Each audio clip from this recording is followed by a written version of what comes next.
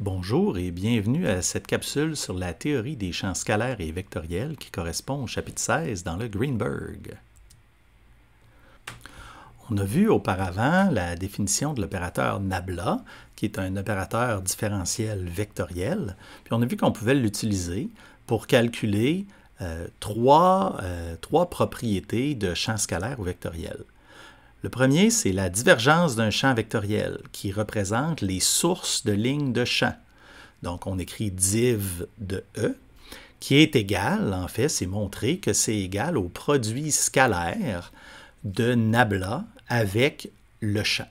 On va tout simplement appeler, quand on voit scalaire, Nabla produit scalaire E, on appelle ça divergence de E. Ensuite, il y a le rotationnel, qui est le curl en anglais, d'un champ vectoriel qui représente la rotation des lignes de champ. En français, on va écrire rot-E pour rotationnel, mais je vais souvent utiliser curl parce que c'est la notation anglophone dans nos livres, donc curl de E, qui est Nabla, produit vectoriel, champ vectoriel E. Puis finalement, on a le gradient d'un champ scalaire qui représente la direction dans laquelle un champ scalaire varie le plus. Donc, grade F, ça va représenter simplement l'application de l'opérateur Nabla sur un champ scalaire. Pourquoi on s'intéresse à ces trois définitions-là? Bien, en physique, dans plusieurs domaines, on va avoir les équations fondamentales qui vont être données sous la forme d'équations de champ, pour qu'on ait une description des sources puis de leur dynamique. Par exemple, les équations de Maxwell sont ici à droite, puis on remarque que finalement, c'est donné en termes de rotationnel de deux champs qui est égal à quelque chose, puis la divergence de deux choses qui sont égales soit à 0 ou à la quantité de charge. Donc, on va vouloir apprendre à manipuler ces équations-là, qui sont des équations empiriques, mais qui ont été démontrées. Puis comment on peut les manipuler? Bien, pour ça, il faut connaître bien nos opérateurs. Donc, les objectifs pour la partie de l'algèbre vectorielle, c'est de bien savoir calculer le gradient d'un champ scalaire, la divergence et le rotationnel d'un champ vectoriel. Ensuite, il faut utiliser les théorèmes de Gauss et de Stokes pour solutionner des problèmes. Puis ensuite, être capable d'utiliser les 4 propriétés des champs irrotationnels dans un problème. Dans nos notes, à quoi est-ce que ça correspond? Ça correspond à la lecture de du chapitre 16 jusqu'à 16.5. Concentrez-vous sur les définitions. Okay, lisez-les attentivement. C'est une définition des opérateurs. C'est relativement une application directe. On ne lira pas en détail la section sur les combinaisons. On en a parlé en classe, ça va être suffisant. Puis pour les coordonnées curvilignes, j'aimerais que vous lisiez seulement 16.7.1, l'exemple avec les coordonnées cylindriques, qui est le plus simple, puis qui est suffisant pour comprendre l'idée. Mais par la suite, j'aimerais que vous lisiez 16.8, 16.9 et 16.10 pour bien, en vous concentrant sur l'application des théorèmes. On n'est pas là pour démontrer les théorèmes, on va vouloir les appliquer. Donc, je vous rappelle que la divergence d'un champ, ça représente les sources de lignes de champ. Okay? Donc, ici, dans la section, dans le volume au centre sur l'origine, si on calculait la divergence, on verrait qu'on a une divergence non nulle du champ E. Qu'est-ce que ça représente? Bien, ça représente une source. Il y a une source de lignes de champ. Puis, donc, il y a une création de lignes. Si on imagine que c'est un fluide, on s'imagine que ça serait un robinet qui produit un fluide. Donc, ici, ça produit des lignes de champ. Si on regarde le rotationnel, bien, le rotationnel, c'est la capacité à un champ à faire tourner quelque chose. C'est son aspect rotatif, on pourrait dire. Donc, si on s'imagine qu'on laisse tomber une bille dans le champ, puis que le champ ici, ça serait la représentation d'un fluide, bien, on s'imagine qu'il y aurait une particule se mettrait à tourner. Okay? Donc, le rotationnel, ça quantifie la rotation des lignes de champ, qui est un peu aussi sa capacité à faire tourner les choses, si on l'imagine comme un fluide. Mais ça ne veut pas nécessairement, quand on dit tourner, mais ça peut être plus que ça, ou ça peut être plus simple. Par exemple, si on avait un champ qui ressemblait à ça, où le courant est plus faible en bas, si on s'imagine encore une fois que c'est un fluide, le champ, la vitesse est plus basse en bas, plus élevée en haut, bien, si on laissait tomber quelque chose sur la ligne, bien, il se mettrait à rouler. Donc, il y a une capacité de faire tourner un objet. L'application de Nabla est relativement simple. On connaît les règles des dérivées partielles, on connaît les opérations vectorielles, donc c'est quand même assez simple. Si mon champ est défini avec une composante en x, en y et en z, bien, la divergence, ça donne l'expression qui est ici, le rotationnel, l'expression qui est là, et le gradient d'un champ scalaire f, c'est tout simplement l'expression qui est ici.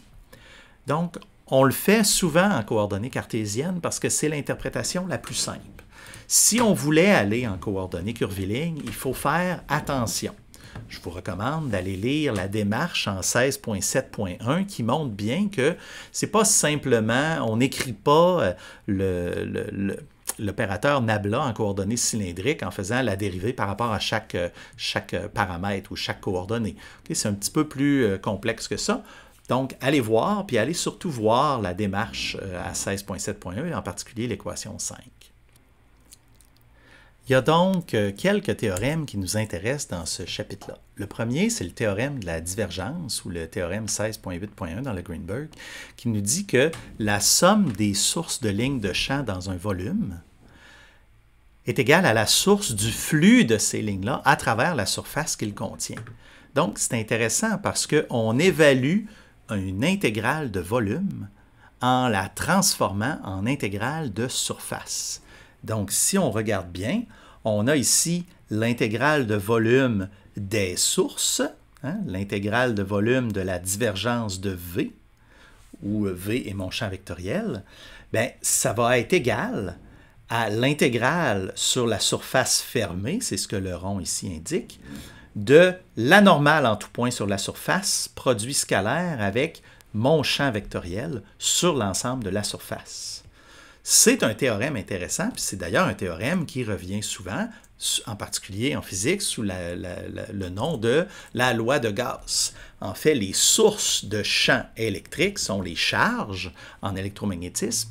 Donc, on peut montrer que l'intégrale, la somme du flux de champs électriques sur une surface fermée va être égale à la quantité de charge dans ce volume qui est contenu par la surface. On prouve ce théorème-là en utilisant le théorème de la divergence qui est montré ici, mais allez voir l'exemple 7 dans le livre pour bien voir comment ce théorème-là est montré.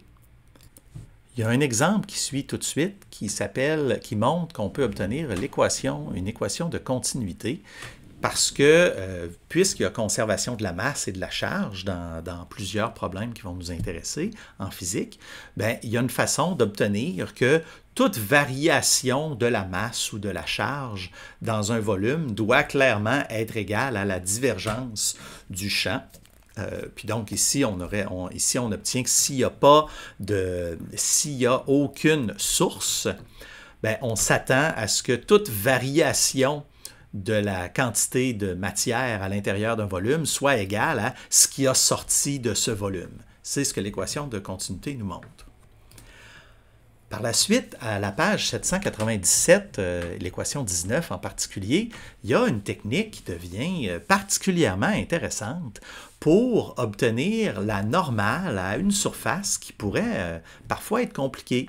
Si vous vous rappelez, on avait une façon d'obtenir les éléments de surface, puis d'obtenir la normale en faisant la dérivée du vecteur position sur la surface par rapport à un paramètre, ensuite par rapport au deuxième paramètre, puis ensuite faire le produit vectoriel. Bien, en fait, on peut souvent décrire une surface comme étant une isosurface d'un champ qui serait défini par un champ scalaire qui serait défini partout dans le volume. Donc, si on s'imagine que j'ai un champ qui me donne une valeur partout, puis que ce champ-là, l'isosurface représente la surface qui m'intéresse, ben, on peut prendre son gradient pour obtenir une normale à la surface, parce que le gradient va toujours être perpendiculaire et être normal aux isosurfaces. Un exemple, une surface qu'on connaît très bien, la sphère en 3D, bien, ici, si on s'imagine que ça, c'est notre relation qui donne x carré plus y carré plus z carré qui est égal à un rayon en particulier, bien, on peut dire, bien, je reconnais ça, c'est quelque chose égal à une constante, donc je vais redéfinir un champ scalaire qui va être simplement x carré plus y carré égal à z plus z carré. C'est la valeur en tout point. Okay? Ce n'est pas égal à a carré ou quoi que ce soit, c'est simplement défini en tout point.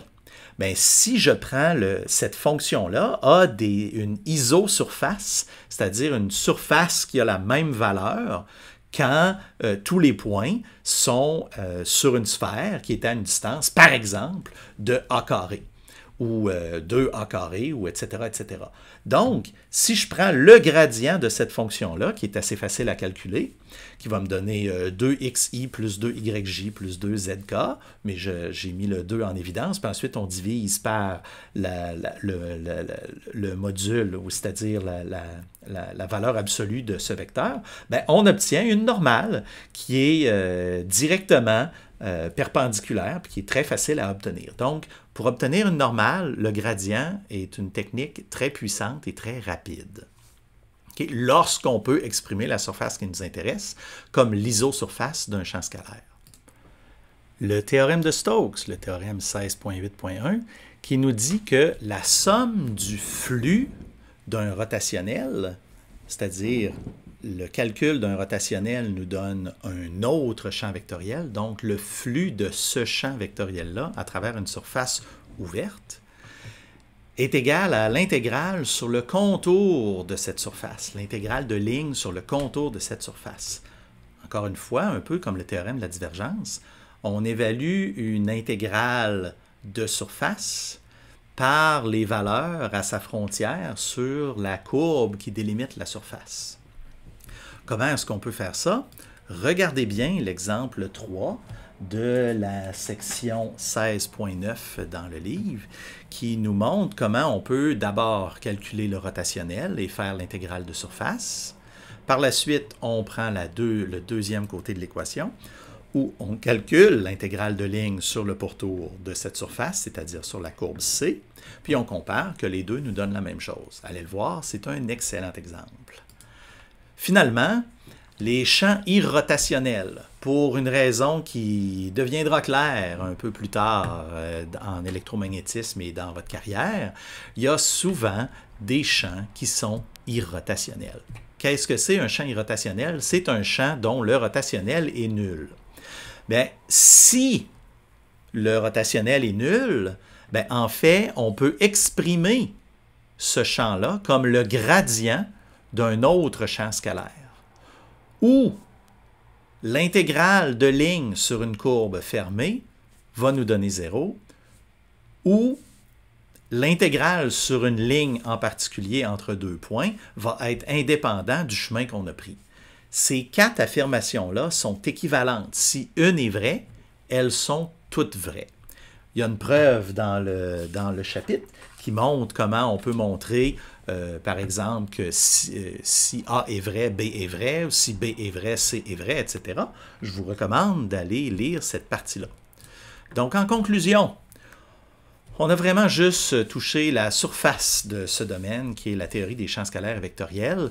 Donc, maintenant, concentrez-vous sur savoir calculer les différents opérateurs, divergence, gradient, rotationnel, savoir calculer un flux à travers une surface, très important, faire une intégrale de ligne ou de volume, aussi très important.